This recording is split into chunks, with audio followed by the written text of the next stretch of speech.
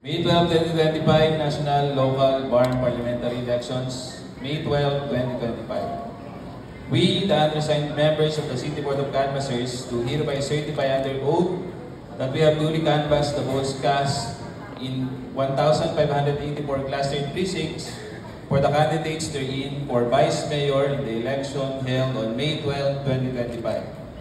Attached thereto and forming part hereof is a statement of votes by precinct CEF number 20-A, garnered by each candidate for the office of Vice Mayor. That after such canvass, it appears that Atienza Chi garnered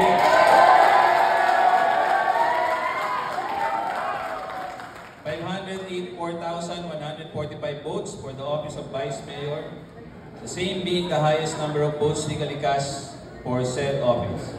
On the basis of the foregoing, we hereby proclaim the above-named winning candidate as the duly elected Vice Mayor of NCR, City, Province of National Capital Region, Manila. In witness whereof, we affix our signature and imprint our top marks in the City of Manila, Province of NCR, Manila, this May 13, 2025 at 9:06 p.m.